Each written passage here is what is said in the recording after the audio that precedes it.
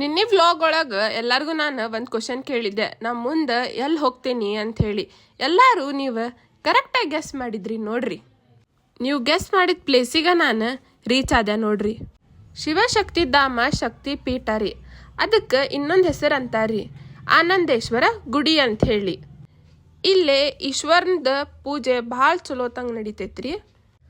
ಪಾಲಿಕೊಪ್ಪ ಗ್ರಾಮದ ಸಮೀಪ ಈ ದೇವಸ್ಥಾನ ಐತ್ ನೋಡ್ರಿ. ಇದು 2024 ಒಳಗೆ ಉದ್ಘಾಟನೆ ಮಾಡಿದ್ರ. ಆಮೇಲೆ ಇದಕ್ಕೆ ಆನಂದೇಶ್ವರ ದೇವಸ್ಥಾನ ಅಂಥೇಳಿ ಹೆಸರು ಇಟ್ರ ನೋಡ್ರಿ. ಇದು ಹುಬ್ಳಿಯಿಂದ 10ರಿಂದ 15 ಕಿಲೋಮೀಟರ್ ಐತಿ. ಅಲ್ಲಿ ಅನ್ನಪ್ರಸಾದನೂ ಇರ್ತೈತ್ರಿ. ಮಧ್ಯಾಹ್ನ 12:30ಯಿಂದ 1:30 ತನ ರೀ. ಈ ದೇವಸ್ಥಾನದ ಟೈಮಿಂಗ್ ಮುಂಜಾನೆ 7:00ರಿಂದ 1 ಗಂಟೆ, ಸಂಜೆ ಮುಂದೆ 4:30ರಿಂದ 8:30 ತನ ನೋಡ್ರಿ. ಈ ದೇವಸ್ಥಾನ ಸರಿಸುಮಾರು 6.5 ಎಕರೆ ಒಳಗೆ ನಿರ್ಮಾಣಗೊಂಡೈತೆ ನೋಡ್ರಿ. ಇಲ್ಲೇ ಶಿವನ್ ಜೊತೆಗೆ ಗಣಪತಿ, ಚೌಡೇಶ್ವರಿ, ಶನೇಶ್ವರ, ಕಾಲಭೈರವ ಹಾಗೂ ನವಗ್ರಹಗಳ ದೇವಾಲಯಗಳು ಅದಾವ ನೋಡ್ರಿ. ಈ ದೇವಸ್ಥಾನ ದ್ರಾವಿಡ ಶೈಲಿಯ ವಾಸ್ತುಶಿಲ್ಪದೊಳಗೆ ನಿರ್ಮಾಣಗೊಂಡೈತೆ ನೋಡ್ರಿ.